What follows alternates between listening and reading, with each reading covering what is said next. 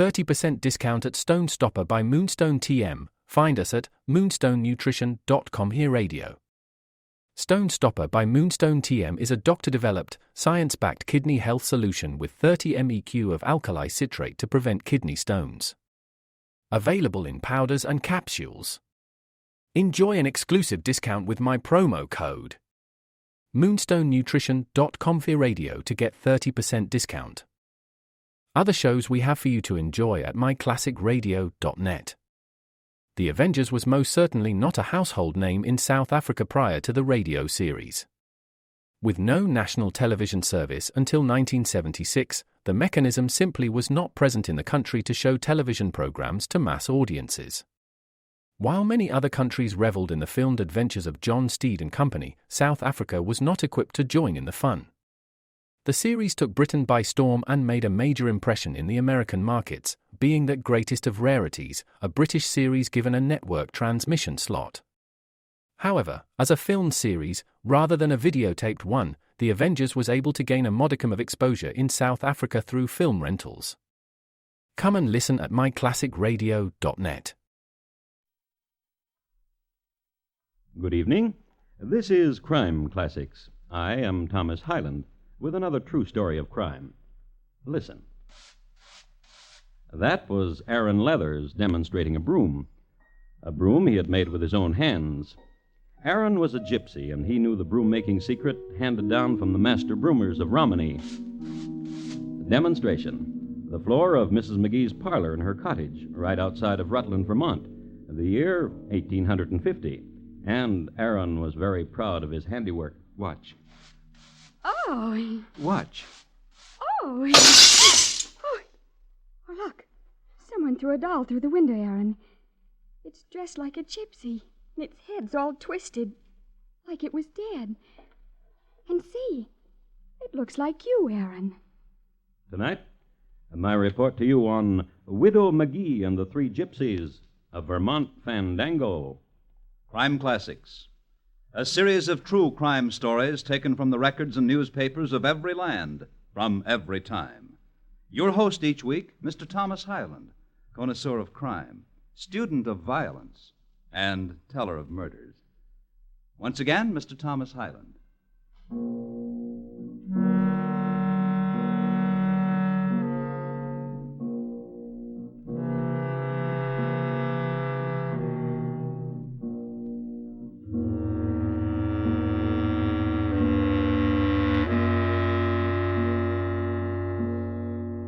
Not very many people migrate from Karga, Egypt, to Vermont, but the Leathers family did by way of Budapest.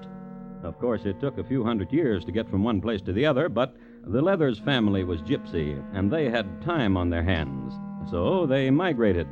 They finally arrived in 1815, and they found the country good, lakes and mountains, and a good source of fine New England straw, with which to weave their baskets and make their brooms. And by the time mid-century rolled around, the pride and joy of the tribe were three cousins. I'm Eben. I weave baskets, and I wear a gold ring in my ear. I like to eat, and I like to walk in the sun. I'm Aaron. Brooms are my specialty, and I wear gold rings in both my ears.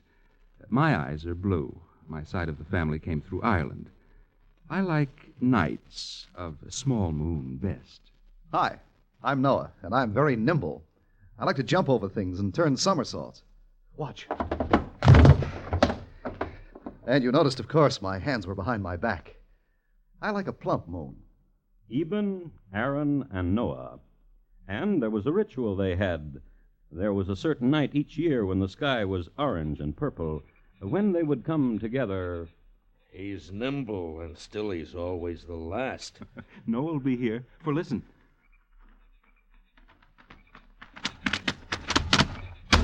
Ho, cousins! You're late. I could have stayed at home and eaten another shard of grouse. You're always late. Yes, I know. But now, let's get on with it. Let's have our meeting. Eben? Yes. The knife is sharp. Give me your arm, Cousin Eben. Now yours, Cousin Aaron. And now mine. Now, cousins, we'll press together, each to the other, the small wounds, and make our oath. Gujun, Goab, Sadnak, Sadnak, Sitri, Ram, Krochel, Orobas. And so once again we swear it, to keep pure the gypsy blood, to wed only with gypsy maidens, on pain of death. On pain of death. Well, Aaron? On pain of death. Right. And remember it. Good night, cousins. Aaron, Yes, Cousin Eben. look at him. Cousin Noah is very nimble, isn't he? Oh, yes. Aaron, have a sandwich? Grouse. No. No, thank you, Cousin. Aaron, What is it, Cousin Eben? nice order you had this morning from Widow Magee. Oh, yes.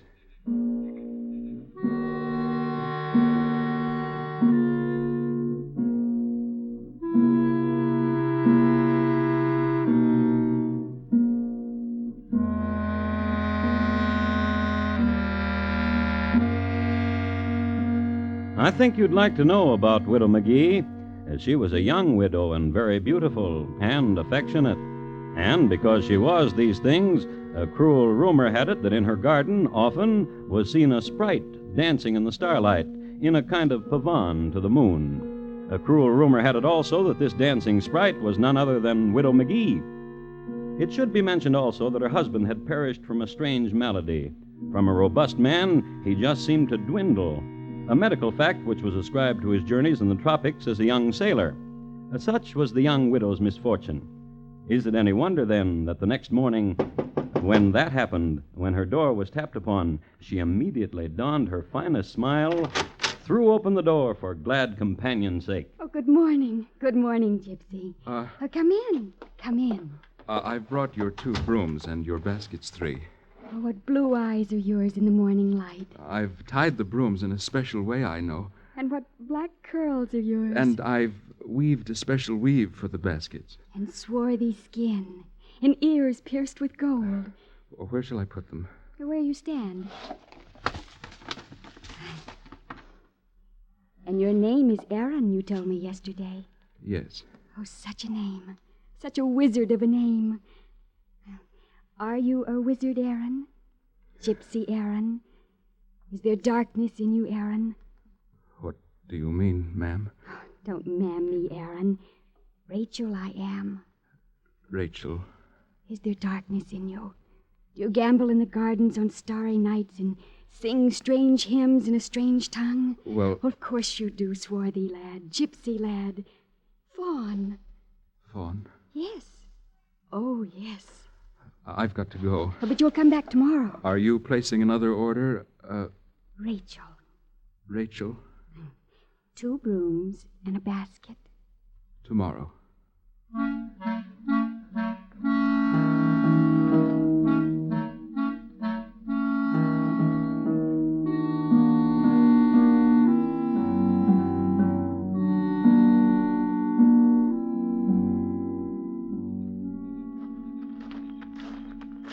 Well, say what's on your mind, Cousin Noah. Just a few steps ahead till we'll reach our secluded place where the blood vows are made. What mystery is this, cousin, and the solemn look upon you? Tell me why you woke me from my cabin. Now. Well, You've noticed it, too, haven't you, cousin? noticed what? Of Cousin Aaron. What of him? How he moons. Moons? As if a spell of love were on him. Love? Well, then, is that not good? For surely there are too few of us, and since he is in love, therefore he will take wife, and where there is wife, there will be gypsy toddlings. Do you know a gypsy maid named Rachel? Rachel? Rachel. No. I have bent low to his sleeping. I've heard him say the name Rachel Magee. And more. What? I've followed him. Why? For the reason of his mooning, and his order book is fat with the name of Widow Magee. Oh? By this time, the widow has a broom for each corner of each room and a basket for each garment. Well, then Aaron flourishes. And forgets his vow. Oh, You remember the vow, cousin. of course. Then say it with me yet once again. For what reason? To reaffirm. Oh, yes. Gusion, Gusion, Goap, Goap, Sabnak, Sabnak, C3, C3, Raum, Crochel, Crochel, Orobas. Orobas. And therefore you know what has to be done. Kill Aaron? If he has love for one outside the tribe, for so is the vow you have just said. Yes. I will follow him, and I will make sure. Yes. And one thing more. What? This. This thing I have buried here. A doll. An image of Aaron. I buried here. Let it be immersed in death. Let it become of Aaron. Yes. Well, my supper's waiting. I'm starved. Good night, cousin.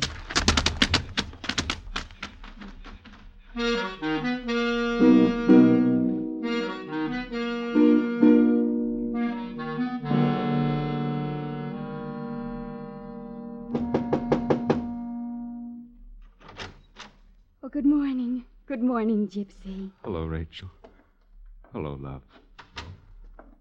Oh, Rachel. Rachel. Your lips have the taste of wild berries. Rachel. Because you were wild. I want to show you something. What? The broom I brought you this morning.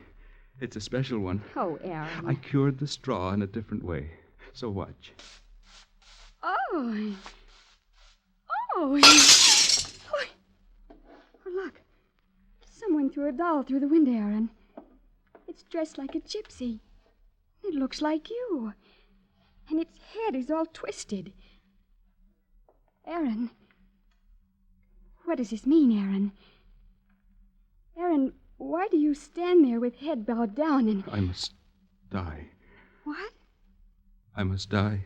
Oh, Aaron, what are you talking about? We're going to get married. No. Why not? I've been coming here each day for nearly 2 months now, bringing brooms and baskets. And I fear for nearly that long, I've been followed. And my love for you seen and my proposal of marriage heard. I don't understand. And now this doll. I must die. But why? I've broken a terrible vow. Oh, Aaron, stop that nonsense and... Come here. Aaron. Why not? I have nothing more to lose.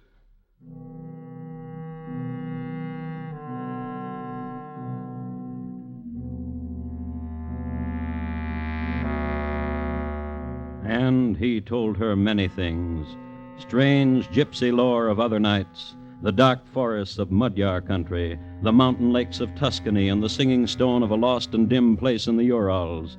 And he taught her strange songs, forbidden melodies of doomed gypsy kings, and what croonings to make to turn off a star.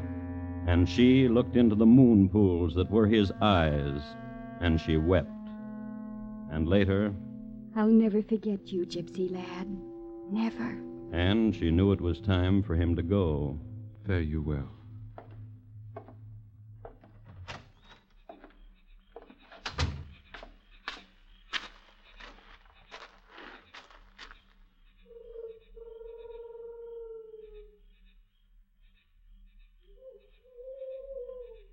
Cousins? You need not signal, cousins. I know you are there, nor will I flee from you. For I have made a vow, and I have broken it. And I must suffer for it. And I must die.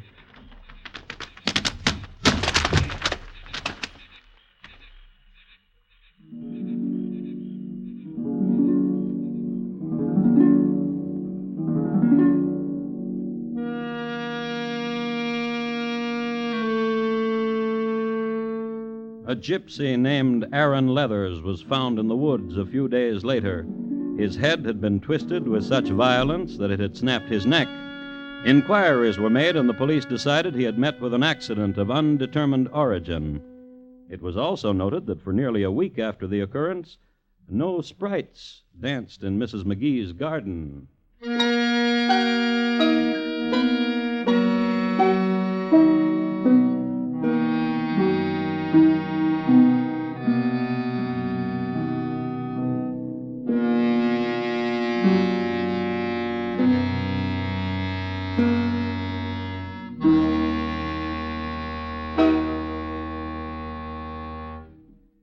You are listening to Crime Classics and your host, Thomas Hyland. Saturday night at the Star's Address, you're in for plenty of hard-riding adventure on Gunsmoke, presented by CBS Radio for the pleasure of Western fans. Gunsmoke takes us back to pioneer Dodge City, where you will follow the latest thrilling exploits of United States Marshal Matt Dillon. Saturday night, Gunsmoke, on most of these same stations. Now, once again, Thomas Hyland, and the second act of Crime Classics, and his report to you on Widow Magee and the Three Gypsies, a Vermont Fandango.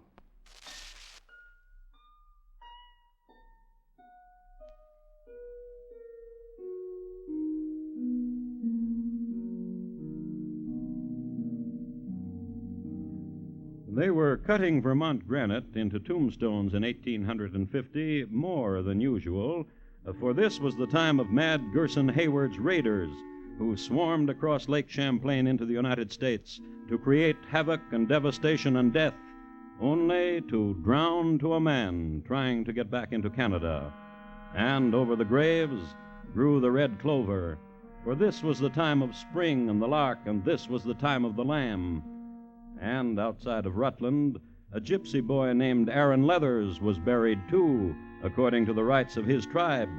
Buried and almost as soon forgotten, except for the few words that were being spoken about him. He deserved to die. He did deserve to die. He broke a vow. His death and right. And twisting his neck was easy. It is right that I helped. For what he did, loved not one of the tribe. He is rightly dead. We'll speak no more of it. Then good night, cousin. Good night. See how he runs and leaps? My cousin is indeed nimble. Well, time to eat.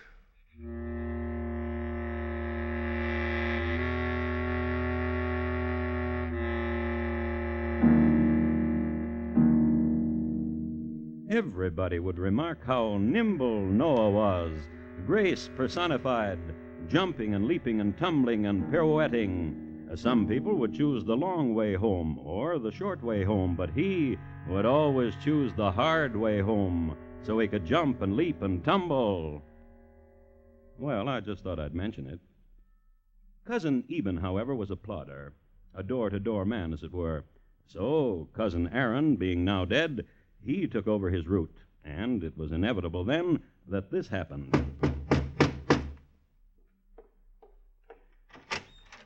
Good morning. Good morning, Gypsy. Come in. Come in. I sell brooms and baskets. How dark your eyes are. This broom now. See how it makes the dust fairly fly? And how curly your hair. And this basket woven so tight with willows that tea could be poured into it and it would hold. And swarthy skin. And one golden earring. Ma'am? Rachel. Rachel? Yes. Would you care to place an order, Rachel? Ah, I have all the brooms I need. And baskets, too. Oh. Once there was a gypsy boy named Aaron. My name is Eben. He was gentle, and he spun a spell about me. My name is Eben. Eben. Oh, such a name. Such a wizard of a name. Are you a wizard, Eben? May I put these brooms and baskets down? I want you to.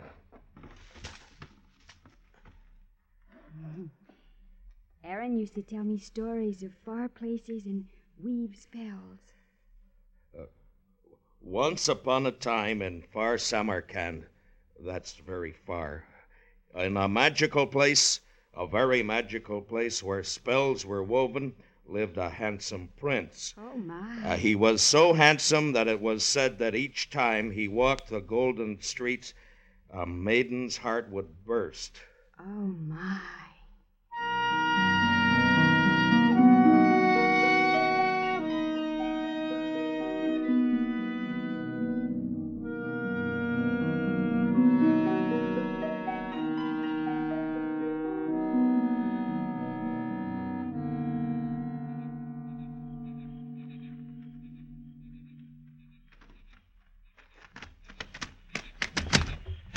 Hi. Hello, Cousin Noah. Been waiting long, Cousin Eben? No, not too long. Know why I asked you to meet me here? Why? You've been mooning. Mooning? Like a man in love. Have I? Like Aaron used to do. How do you mean? Seen you weave a green weed into a basket so loose it wouldn't hold a watermelon. I call that mooning. Well, you're wrong, cousin. I hope I'm wrong, cousin. Because of the oath, because of the vow. Well, you're wrong, cousin. And there's no girl who has your heart? None.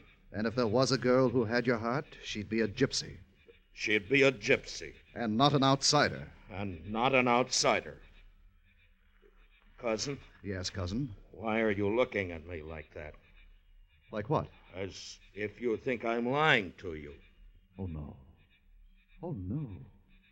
No, no, no, no, no. Which was in itself a lie, for Noah didn't believe Cousin Eben from there to Burlington and back again. He had seen the symptoms before, and just to make sure, on a warm night when Cousin Eben slept beneath a tree, Noah, in his quiet, graceful, and agile way, sneaked up upon him and put his ear close. And this is what he heard. Rachel. Rachel Magee. How I love you. Then Noah sneaked away again and into the clearing where the blood oaths had been made. And there he fashioned a doll. It was a straw doll, and the resemblance between it and Eben was remarkable. Then he broke the doll's neck. The next day, Eben, not knowing that Noah had fashioned a doll, went back to his route. And what was his first stop? Good guess.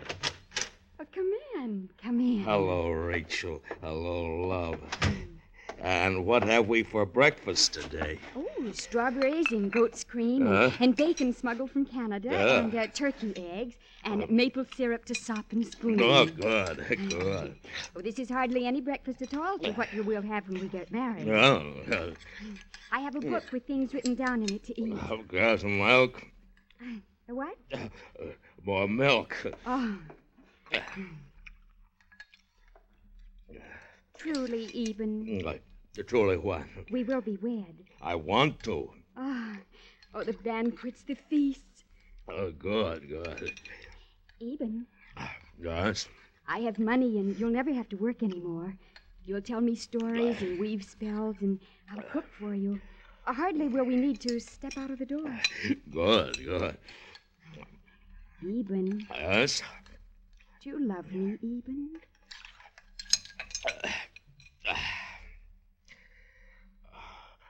With heart's desire. What of the gypsy girls? I like a lady with a blonde head of hair.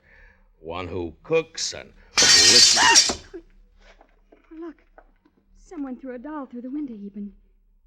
It's dressed like a gypsy, and it looks like you. And its head is all twisted. What? Eben, I know what this means, Eben. I know why you stand there with your head bowed down. For look. See? Another doll, which was thrown through the same window when I stood here with the gypsy called Aaron. And later, oh, dread event, he was found with his neck twisted and dead, like this doll. And see how this new doll resembles you, Eben. I'll never forget you, gypsy lad. Never. Fare you well.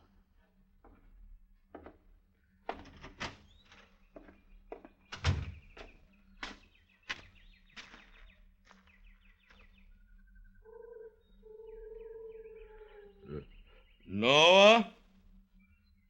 Noah, are you there? Noah? Noah? We must talk, Noah. Come to me and we'll talk.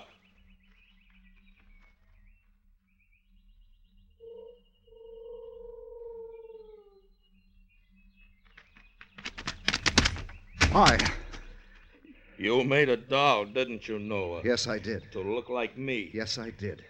And you twisted its neck. Yes, I did. And you threw it through William McGee's window. Yes, I did. And now? You must die. I don't want to. The oath we took. I don't want to die. The blood oath. I love the widow Magee, and she has money, and I would give you much of it. Cousin.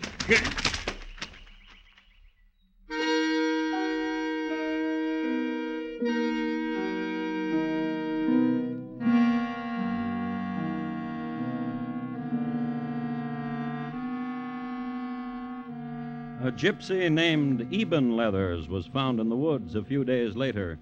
His head had been twisted with such violence that it had snapped his neck. It got so that the people around Rutland would greet each other with such remarks as dead as last Monday's gypsy, and such remarks as, now don't get any dead gypsies underfoot, and such remarks as, more an expletive than anything else, well, snap my neck, which last may still be heard around the old pot-bellied stove down Vermont way. Again, the police shook their heads, and the coroner jotted it down as a result of an accident of undetermined origin. Now, since cousins Aaron and Eben were dead, Noah had the broom and basket route all to himself. He diligently went from door to door, and when he came to Widow Magee's house...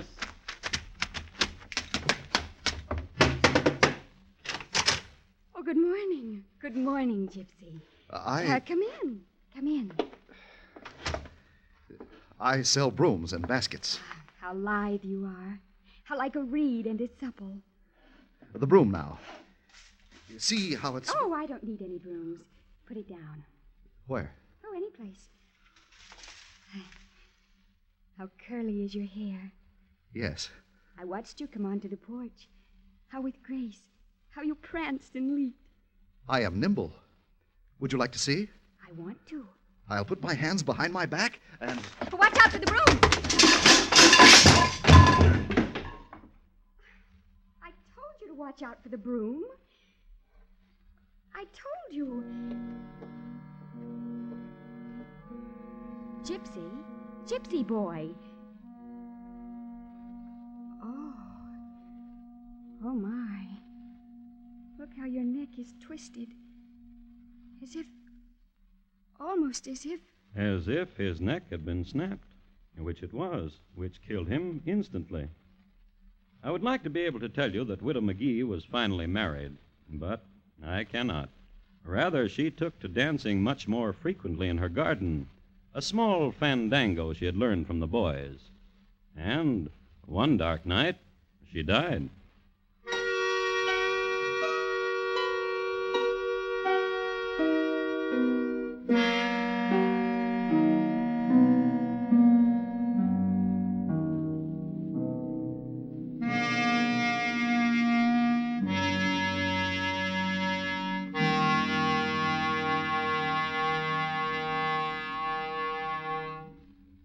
In just a moment, Thomas Hyland will tell you about next week's crime classic.